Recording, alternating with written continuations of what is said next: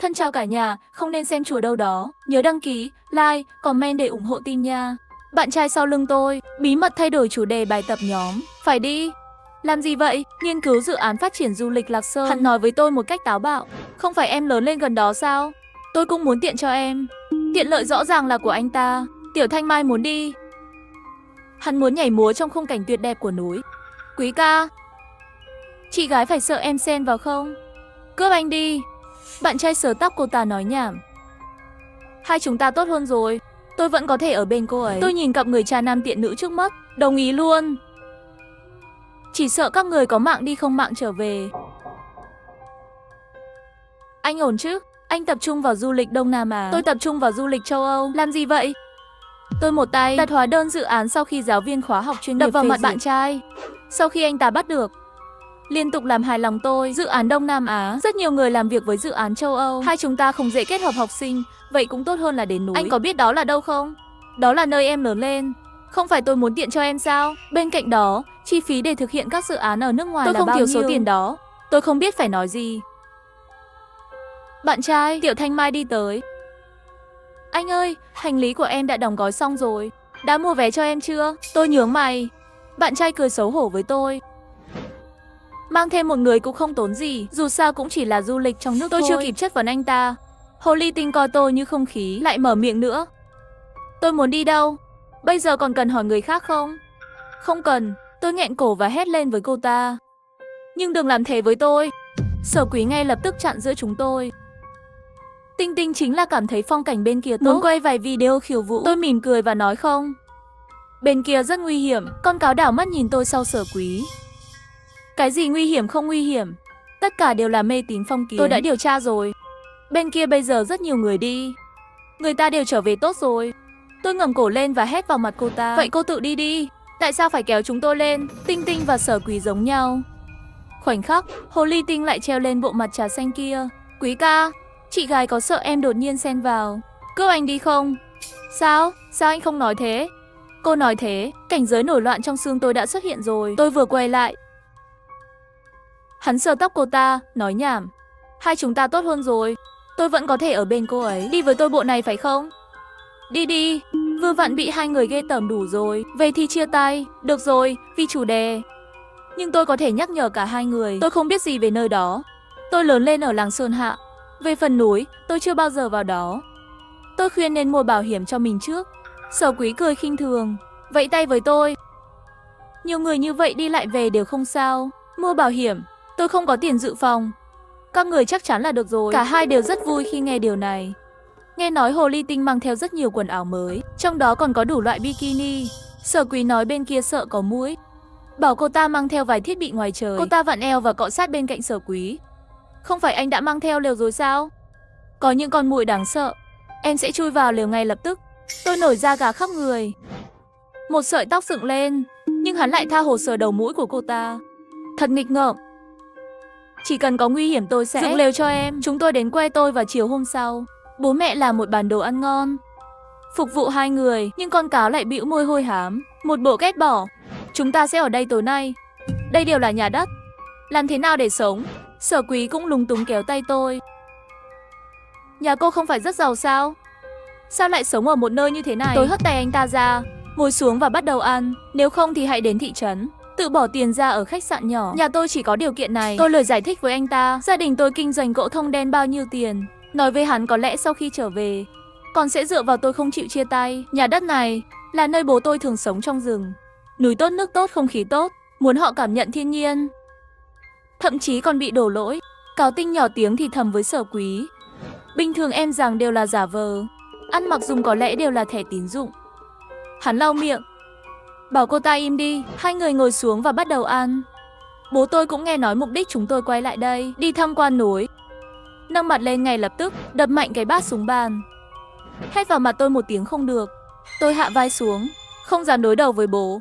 Sở Quý cũng đặt bát đua xuống. Chú ơi, đây là công việc nhóm của chúng con. Không hoàn thành thì không lấy được bằng tốt nghiệp. Cáo Tinh ăn một ngụm nấm núi hoang dã, không mặn không nhạt. Người miền núi thì không biết tầm quan trọng của bằng đại học. Không muốn con cái ông giống như ông. Trở lại làm nông dân già đi. Bố còn tức giận hơn, thổi dâu nhìn chằm chằm. Làm nông dân thì sao? Tôi nói không thì không được, ông là cái thá gì, tôi không thể cấm được. Hồ ly tinh tức giận ném đũa ra ngoài, nghiêng đầu với bố tôi. Bố tôi. Lời nói chuyện với cô ta, bố thở dài, bất đắc dĩ đánh vào đùi nói, bên trong rất nguy hiểm. Không nhớ khi con còn nhỏ, cậu con đã vào đó rồi xảy ra chuyện ư? Thi hài đều không thấy đâu, em trai duy nhất của tôi ở trên núi. Này, con cáo phát biểu rồi cười. Chú đừng lo lắng, lần này chúng tôi vào, giúp nhặt lại xương của chú. Bố tôi ngẩng đầu lên, lạnh lùng nhìn về phía cô ta, cô gái này, có phải là phải vào không? Tất nhiên rồi, đây là chuyện cả đời tôi. Bố tôi chậm rãi lắc đầu. Chuyện của các người tôi không quản được, con gái tôi đã mang các người đến đây, vậy thì nên làm theo ý muốn của chủ nhà. Sở Quý lộ ra khuôn mặt tươi cười chú. Chúng tôi sẽ vào trong một ngày một đêm, ngày hôm sau lập tức trở về. Bố tôi vẫy tay với anh ta. Tôi không quan tâm các người đi bao lâu, tôi chỉ muốn nói chuyện riêng với con gái tôi. Bố tôi đứng dậy, tôi lặng lẽ đi theo phía sau. Sau khi ra khỏi sân, bố tiếp tục đi về phía đông. Người là con mang đến, con phải đưa vào. Đứng lại. Nhưng bố là bọn họ nhất định phải đi. Có liên quan gì đến con không muốn vào. Hãy nghĩ ra một cái cớ để bắt con đi. Bố tôi cũng đứng yên, nhìn lại tôi một cách có ý nghĩa. Sư sinh nương nương đã biết con mang người đến rồi. Con không đưa cho cô ta vào, bà ta sẽ đưa con đi. Bố tôi quay lại và tiếp tục đi về phía đông. Tôi đột nhiên phát hiện, hướng đi của bố là đến nhà bà ngoại Trần. Bà Trần là thần bà của làng chúng tôi. Mọi người đều tôn trọng bà ấy. Trong làng có gì ngon, cái đầu tiên phải gửi cho bà Trần. Mà sư sinh nương nương, nghe nói là thần tiên thượng cổ trong núi này. Làng chúng tôi có thể giàu như vậy, tất cả phụ thuộc vào sự bảo vệ của bà ấy. Nếu như tôi vào cũng giống như chú tôi. Bố tôi thở dài. Không quay đầu lại thì thầm với tôi là không được đâu. Bà Trần sẽ chúc phúc cho con. Bà ấy nói thế nào? Làm thế đi. Tốt nhất là mang cây con về. Tôi ngạc nhiên. 10 mấy năm rồi, thi thể đều không tìm thấy, làm thế nào để mang về? Bố tôi vẫy tay. Năm đó ta xin phúc với bà Trần, vào núi tìm chú của con. Đừng nói về xác chết, thậm chí không tìm thấy một cái xương. Vậy làm thế nào để con đưa chú trở lại? Tôi càng nói càng sợ, nhanh đến nỗi sắp rơi nước mắt rồi. Nhưng bố tôi vẫn không ngừng chân. Chú tôi không chết. Cái gì? Đừng hỏi nhiều thế, con sẽ ổn thôi. Làm theo lời bà ngoại Trần bảo là được rồi. Chúng tôi vừa đặt chân lên thanh cửa, giọng nói của bà Trần truyền đến, già và thấp. Chờ các ngươi nửa ngày rồi. Bố tôi cúi chào bà. Bà Trần ngồi trước một cái bàn dài, nhắm mắt lại, mặt nhăn nheo, gõ cái bàn. Tổng cộng 3 cái. Tay vịn ngực của bố tôi, hai tay cầm 3 tờ giấy đỏ. Bà Trần lại chậm rãi mở miệng. Tôi vội trả lời. Bà ơi, con đang nhớ, đừng can thiệp vào việc riêng của mình. Chú của cô có một vết bớt lớn màu đỏ trên cổ. Cô có thể nhận ra khi nhìn thấy anh ấy. Bảo anh ta về nhà. Anh ta sẽ đi với cô. Đừng quan tâm. Tôi run lên vì sợ hãi. Ngoài việc liên tục đồng ý, không dám nói thêm một lời nào. Mang theo mấy người. Bố tôi thì thầm trả lời. Hai người tự mình xông vào. Bà Trần cười. Đó là tự nguyện. Tốt. Bố tôi tiếp tục nói một trai một gái. Không quá 22 tuổi. Bà Trần đột nhiên phát ra nụ cười chói tai. Này này. Chào cô gái. Ăn no đi. Hãy nhớ lời tôi nói. Đừng tọc mạch. Khoảnh khắc rời khỏi nhà bà ngoại Trần, tôi chợt nhận ra một vấn đề. Nếu bà Trần là người của bà ngoại, tại sao bố tôi cũng gọi bà ấy là bà? Sau khi về nhà, hai người kia đã đẩy rượu và thức ăn rồi. Con hồ ly đó đã thay chiếc váy 2 giây đặc biệt lộ liễu cuối cùng, nhảy múa trước cửa nhà tôi. Bố tôi không thể nhìn thẳng, liên tục lắc đầu. Tự làm ác. Trong lòng rơi vào bất an, tôi không có tâm trạng để cãi nhau với hai người họ. Chú tôi chưa chết, 10 mấy năm nay sao không xuống núi? Không muốn xuống hay là không xuống được? Càng nghĩ càng sợ, cả đêm không ngủ. 8 giờ sáng, tôi bị Sở Quý kéo lên. Hồ ly tinh đã ở trong sân rồi, ăn bữa sáng của bố tôi. Ta nhìn thấy tôi không vui, đảo mắt trắng, thật lười biếng. Nếu không vì đợi cô, lúc này chúng tôi đã vào núi rồi. Tôi vừa đánh răng vừa nói với cô ta, vậy thì cô đi đi. Chờ tôi làm gì? Sở Quý cau mày nói với tôi. Chính là cô dậy muộn, sao cô cứ đối đầu với Tinh Tinh vậy? Tôi cũng trừng mắt nhìn họ, không nói chuyện. Hình như nhìn thấy một khuôn mặt người ở phía sau núi. Tôi lập tức quay mặt đi xem, không có gì trên núi. Sáng hôm sau, khi tôi đánh răng, đột nhiên nhìn thấy một khuôn mặt người ở phía sau núi. Khi tôi trừng mắt nhìn kỹ, nhưng bên kia núi chẳng có gì cả. Chúng tôi mang theo túi xách và bắt đầu lên núi. Dưới chân núi, tôi bỏ ba lô xuống, theo lời bà Trần dặn. Đốt tờ giấy đỏ đầu tiên đi, sau đó dập đầu 3 cái, trong lòng thầm niệm 10 đời nương nương phù hộ. Hồ ly tinh nói cô có vấn đề. Làm cho thần linh nói chuyện. Một ngọn núi. Tôi không để ý đến cô ta, trong núi không dễ cãi nhau, sẽ làm phiền người khác. 2 tiếng nữa, chúng tôi đến một cái hồ.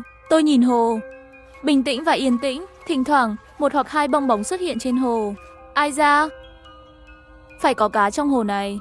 Tôi đã xem video của những người nổi tiếng khác, họ đang câu cá trong hồ này. Sở Quý cũng đặc biệt phấn khích. Tôi cũng nhìn thấy bong bóng trên hồ, vậy chúng ta cắm trại ở đây đi. Tôi nhảy, chụp cho tôi thêm vài dòng nữa. Núi tốt nước tốt, em thay bộ quần áo đẹp nhất đi. Sở Quý vừa nói mặt lại đỏ lên. Thỉnh thoảng hắn nhìn trộm tôi một cái, nhỏ dễ thương, tôi ghê tởm quay mặt lại muốn nhìn họ. Ngọn núi trước mắt này dày đặc và tối tăm. Tôi bỗng thấy một bà già nhìn chằm chằm vào chúng tôi, một nụ cười kỳ lạ. Khuôn mặt đó quen quá, không có mắt trắng trong mắt, người tối tăm. Đó không phải là bà Trần sao? Du lịch leo núi cần một đôi giày chạy bộ tốt, khuyến mãi đi lấy. Mua giày chạy bộ tên tuổi không có thói quen và tiết kiệm tiền. Tôi sợ, tôi ngồi xuống đất. Mắt bà già tròn hơn, giơ một ngón tay lên trước miệng. Tôi đang quay video, cô không thấy sao? Luôn ngạc nhiên như vậy thật là vô học. Tiếng phàn nàn của con hồ ly tinh kéo tôi trở lại thế giới thực. Tôi nhìn cô ta, không biết khi nào cô ấy đã thay một bộ bikini màu đỏ rồi. Sở Quý không quan tâm tại sao tôi ngã xuống đất. Chỉ là điện thoại di động, không biết có thể chỉnh sửa được không? Vừa rồi đoạn này quá mê hoặc.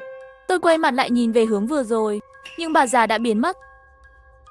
Hồ ly tinh bỗng nhiên kêu lên âu. Chụp nhanh, anh Quý. Mấy con cá to như vậy nhanh chóng nhảy ra khỏi mặt nước. Chúng có cái miệng béo và dày, tiếp tục lăn trong nước. Có vẻ như không phải là chủ động nhảy ra khỏi mặt nước, giống như là bị thứ gì đó lớn hơn bật ra. Sở Quý nhanh chóng nhắm ống kính vào mặt hồ. Những con cá này dài 70 đến 80 cm. Hồ ly tinh cũng vui vẻ hoan hô, đây nếu là bắt một cái, đủ cho chúng ta ăn mấy bữa rồi. Sở Quý thì hào hứng hơn. Bắt một con cá nướng đi. Hắn lao xuống hồ. Tôi đã cố ngăn họ lại. Tôi đã nghĩ đến những gì bà Trần nói với tôi. Đừng tọc mạch. Và đừng ăn bất cứ thứ gì trên núi. Sau đó tôi hỏi bố tôi, tại sao những thứ trên núi không thể chạm vào? Bố tôi nói con trả lại cái gì? Phải, 2 người họ bắt được cá của hồ ly. Lấy gì trả lại đây? Con hồ ly tinh mặc bikini màu đỏ, đặc biệt dễ thấy. Sở Quý hào hứng ôm một con cá lớn, gọi cô ta. Tôi bắt được rồi. 2 người hào hứng lên bờ. Trong nháy mắt, tất cả cá không còn quằn quại nữa, lặng lẽ biến mất khỏi mặt nước. Ôi chao! Tôi đã làm lũ cá sợ hãi. Đúng vậy, anh trai, anh quá dũng cảm. 2 người hoàn toàn phớt lờ tôi. Này, cô sẽ không làm gì cả. Cứ chờ ăn đi. Hồ ly tinh tốt bụng hét vào mặt tôi. Tôi đứng dậy, lấy tờ giấy đỏ thứ 2 ra. Một ngọn lửa đã cháy hết. Sau đó tôi dập đầu vào hồ 3 cái. Tiếng hét của Sở Quý được truyền vào màng nhĩ của tôi. Đây chắc chắn là thức ăn mà Chúa đã ban cho chúng ta. Nhìn cá chép lớn này, bên dưới có một vết đỏ. Trái tim tôi đập mạnh. Lời của cha và lời của bà Trần không ngừng đan xen trong tâm trí tôi. Chú nhỏ chưa chết. Chú của con có một vết bớt màu đỏ trên cổ. Có thể nhận ra anh ấy khi nhìn thấy anh ấy. Chú chưa chết. Chú tôi chưa chết. Tôi nhảy dựng lên và chạy đến Sở Quý, kéo tay hắn ra.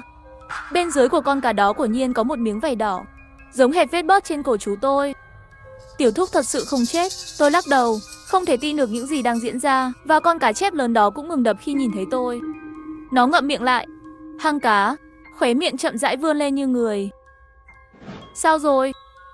Cá này to không? Nhìn thì không phải là cá 1 năm 2 năm. Không biết con cá này bao nhiêu tuổi rồi. Bao nhiêu năm tôi yên lặng tính toán. Khi tôi 8 tuổi, chú tôi lên núi. Đã 14 năm không hối hận. Sở Quý, 14 năm rồi. Hồ ly tinh không biết nhặt một đống cành cây ở đâu. Bắt đầu nhóm lửa, cô ta đưa cho Sở Quý một cành cây dài. Đưa cành cây này từ miệng cá vào. Cá sống bây giờ nướng thơm nhất rồi. Hắn lại liếc mắt nhìn tôi. Không gì cả, chỉ chờ ăn thôi. Tôi từ từ lắc đầu. Tôi không ăn, các người ăn đi. Con cá cứ nhìn chằm chằm vào tôi, chắc đang đợi tôi đưa chú ấy về nhà. Nhưng tôi phải làm gì đây? Tôi nghĩ đến những gì tôi nhìn thấy khi lướt video trước đó. Người hâm mộ đến đây để chơi thẻ. Trong số đó cũng có rất nhiều người đã ăn cá trong hồ này. Bây giờ nhớ lại, những người đã ăn cá vảy đỏ, dường như từng cái một sau này đều thay đổi thành một người. Một cảm giác tồi tệ hiện lên trong đầu tôi. Sở Quý quay đầu lại cười nói với tôi thơm quá. Tống, nếu không cô cũng ăn chút đi. Nụ cười này còn có thể kéo dài bao lâu? Người này còn có thể cười bao lâu? Tôi lại nhìn con hồ ly. Cô ta ăn cũng rất thích. Tôi lôi ra một gói bánh quy, muốn bình tĩnh lại. Tôi vừa ăn vừa lấy tờ giấy đỏ thứ 3 ra. Bà Trần bảo tôi đốt, nhưng bà ấy không nói không thể mở được. Tôi mở tờ giấy đỏ ra, có một bức tranh kỳ lạ được vẽ trên đó. Một người cười bước xuống nước, một người khác lạnh lùng bước ra khỏi mặt nước. Tôi hiểu rồi, tôi sẽ gắp giấy đỏ ngay lập tức. Bà Trần nói, khi những tia nắng đầu tiên xuất hiện trên mặt hồ, đó là khi tôi đốt tờ giấy đỏ thứ 3. Cũng là lúc tôi đón chú tôi về nhà. Buổi tối, một bóng người khổng lồ xuất hiện bên ngoài lều của tôi. Cao 2 mét. Tôi sợ đến mức lập tức cuộn tròn lại xem, vẫn không thể không nhìn trộm hình bóng đó. Tôi nhớ lại lời của bà Trần, đừng can thiệp vào việc riêng. Vì vậy, tôi đã che miệng của mình, sợ mình phát ra tiếng động. Qua khe hở, tôi nhìn thấy bóng người đó từ từ, lặng lẽ vào. Bên lều của con hồ ly tinh, hắn ngồi xổm xuống, kéo dài cổ, đưa miệng lại gần lều. Sau đó đưa ra một cái lưỡi dài, một cái gì đó màu đỏ dưới lều của Sở Quý. Treo về phía anh ta trong bóng người, trượt đi, thứ màu đỏ đó bị bóng người nuốt chửng. Sau đó lại lặng lẽ đứng dậy, đi về phía hồ. Lúc đó hồ ly tinh kêu lên một tiếng. Cô ta nhỏ giọng lại, bảo bối của tôi, đừng đánh thức Tống. Anh trai, đau quá, em đau quá. Vài phút sau, tôi nghe thấy tiếng kêu của Sở Quý bên ngoài lều. Tống. Tôi giả vờ ngủ mắt mơ hồ gọi cái gì vậy? Đêm rồi, cô có mang theo băng vệ sinh không? Thời kỳ sinh lý của Tinh Tinh bỗng nhiên đến rồi. Đau quá. Tôi đứng dậy, lấy ra một gói băng vệ sinh trong ba lô và ném cho anh ta. Đừng làm phiền tôi ngủ, ngủ đi. Hai người ở bên cạnh lại giày vò nửa ngày, vừa tắt đèn ngủ ngon giấc. Nhưng tôi không thể ngủ được. Cái bóng khổng lồ đó là cái gì vậy? Hắn lại nốt cái gì? Càng nghĩ càng sợ. Lúc này tôi chỉ muốn nhanh chóng rời khỏi đây. Ngày hôm sau, tôi đứng dậy. Tôi muốn để mắt tới hồ. Con chim vừa xuất hiện ánh sáng mặt trời. Tôi sẽ đốt tờ giấy đỏ thứ 3 ngay lập tức. Sau lưng lên bao đầu cũng không trở về núi. Khoảnh khắc tôi ra khỏi lều, đúng lúc hồ ly tinh cũng ra khỏi lều. Cô ta yếu đuối, hình như già đi 10 tuổi. Da mặt như ẩn hiện xuất hiện một loại cảm giác thư giãn. Thấy tôi, không chào hỏi, nhìn về phía Sở Quý bên hồ. Làm gì vậy? Khuôn mặt mờ ảo của Sở Quý như đang mỉm cười. Hắn vẫy tay với chúng tôi rửa mặt, xem có thể bắt được một con cá lớn nữa không. Nói rồi hắn từ từ đi về phía hồ. Lúc này một luồng ánh sáng vàng chiếu xuống hồ. Mặt trời đang lên. Tôi lập tức lấy tờ giấy đỏ thứ 3 ra và châm lửa. Trong nháy mắt, Sở Quý biến mất trên mặt hồ. Hồ ly tinh sợ hãi lớn tiếng kêu lên, anh Quý, anh đi đâu? Đừng làm em sợ. Anh Sở Quý. Vài chục giây sau, Sở Quý lại chui ra từ hồ. Khuôn mặt lạnh lùng của hắn từ từ tiến lại gần chúng tôi. Hồ ly tinh thở dài một hơi, khóc nói làm em sợ chết khiếp. Anh làm em sợ chết khiếp. Sở Quý từ từ mở miệng, lúc đầu chỉ là nhỏ giọng nói thôi. Nói đi. Chúng tôi không ai trả lời. Hắn bỗng nhiên tức giận hét lên. Nói đi. Sau đó hắn chạy nhanh về phía chúng tôi. Tôi và hồ ly tinh sợ hãi liên tục đuổi lại. Có chuyện gì vậy? Đừng làm tôi sợ. Khoảnh khắc Sở Quý chạy lên khỏi mặt nước, chúng tôi thấy phía sau hắn là 5 con trăn khổng lồ. Cơ thể đang đến với chúng tôi. Tất cả những gì tôi và con hồ ly tinh bắt đầu chạy. Cô ta rất yếu, chạy không nhanh bằng tôi. Tống đợi tôi với. Giúp tôi với. Tôi mệt quá. Vô thức đưa tay ra với cô ta. Nhưng trong nháy mắt, có một bàn tay khô sau lưng tôi, giữ chặt cổ tôi. Sau đó thì thầm với tôi. Tôi đã nói gì? Tại sao cô không nghe tôi quay đầu lại? Khuôn mặt đầy nếp nhăn của bà Trần nhìn chằm chằm vào tôi, và khuôn mặt của bà ấy trông trẻ hơn tôi vài tuổi so với trước khi tôi đi. Nói đi, cô nói đi. Tôi đã nói gì với cô? Nói với chú cô đi. Tôi quay mặt lại nhìn như con hồ ly bị một con chăn lớn quấn lấy. Chân tay khác mở miệng trậu máu ra, nhìn thấy sắp nuốt chửng cô ta. Tôi hét vào Sở Quý lạnh mặt một tiếng chú ơi. Về nhà với con. Thế giới im lặng trong chốc lát. Bàn tay khóc lóc biến mất khỏi cổ tôi. Sở Quý lộ ra khuôn mặt cười kỳ lạ, âm thầm đi về phía tôi. Con hồ ly sợ hãi nói với tôi. Đầu óc cô có bị hỏng không? Đó là anh Sở Quý, chú cô chết rồi. Tôi không để ý đến cô ta, mà lại nhìn phía sau Sở Quý. Không gì cả. Sở Quý ngay cả tình yêu nhìn tôi cũng lớn như vậy rồi. Chú, về nhà với con, về nhà, Sở Quý gật đầu. Nhưng tôi không thể kiềm chế được sự tò mò của mình. Tôi thấp giọng hỏi hắn đêm qua. Có một người đàn ông rất cao từ hồ. Chú nhỏ lập tức chặn miệng tôi lại. Đó là thập sinh nương nương. 10 đời nương nương.